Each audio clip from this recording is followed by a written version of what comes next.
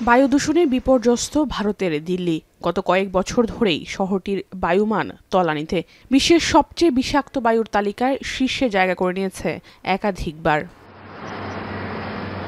অতিরিক্ত জনসংখ্যা, যানবাহনের কালো ধোঁয়া, শিল্প কারখানার ধোঁয়া, নির্মাণ কাজের জন্য দিন দিন বসবাসের অনুপযোগী হয়ে পড়েছে দিল্লি শহর। এর সঙ্গে যুক্ত হয়েছে উত্তরাঞ্চলের রাজ্য পাঞ্জাব থেকে ভেসে আসা খড়কুটা পুরানোর বিষাক্ত বাতাস।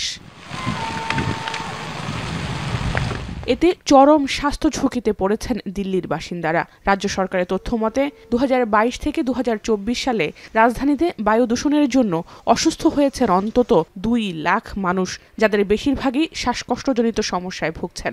এদের মধ্যে ফুসফুসের সমস্যায় আক্রান্ত হয়ে হাসপাতালে চিকিৎসা নিয়েছেন অন্তত 30,000 মানুষ।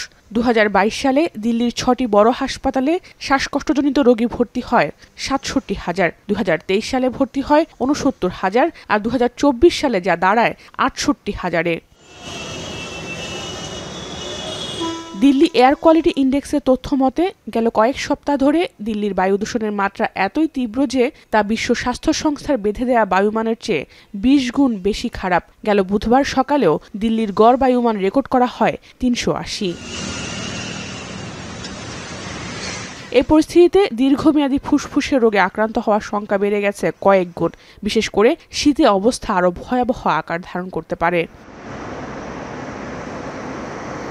এর মধ্যে দিল্লির বায়ু দূষণ কমাতে রাজ্য সরকারের পক্ষ থেকে নেওয়া হয়েছে বিভিন্ন পদক্ষেপ। শহর জুড়ে তুলনামূলক কম গুরুত্বপূর্ণ নির্মাণ কাজ বন্ধে বিধিনিষেধ আরোপ করেছে প্রশাসন।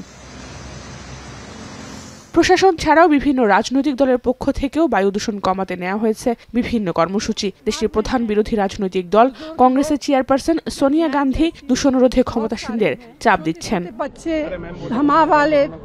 জাহানারা ভুঁইয়া, এখন বিশ্ব।